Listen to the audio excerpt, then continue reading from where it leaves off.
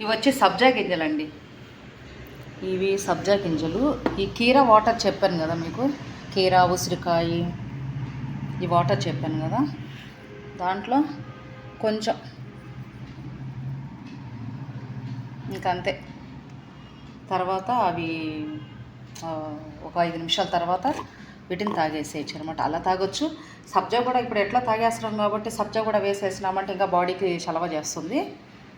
చిన్న చిన్న ఇవ్వండి అంతే.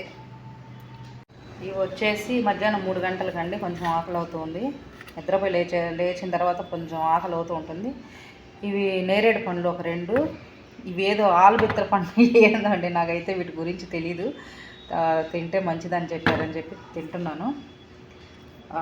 ఫ్రిడ్జ్లో ఉన్నాయండి, తీసాను. ఒక 10 నిమిషాల తర్వాత తిందామనేసి. ఇలానే తింటే మళ్ళీ చల్లగా జలుబు చేస్తుంది అనేసి.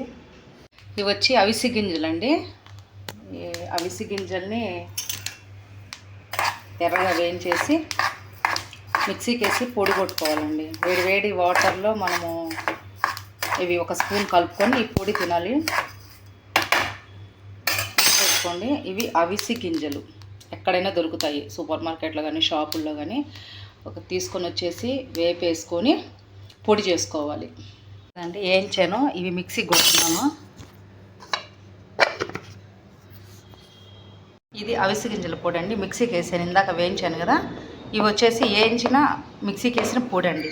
రోజు ఒక స్పూన్ వేడి నీళ్ళల్లో కలుపుకొని తాగితే ఈ లేడీస్కి, జెంట్స్కి, ఎవరికైనా సరే ఒక మనిషికి ఎమ్మకల బలం అనేది అయితే వస్తుంది. అంటే ఒక జిగుడు పదార్థం వస్తుందండి దీంట్లో నుంచి.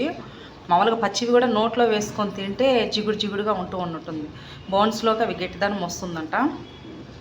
పెద్దవాళ్ళు చెప్పిందండి. పెద్దవాళ్ళు చెప్పినట్టే మనం ఇప్పుడు అంతా గోబీ న్యూడిల్స్, ఎగ్ ఫ్రైడ్ రైస్లు అవి తింటున్నారు, కానీ అసలైన ఫుడ్ అయితే ఎవరూ తినటం లేదు.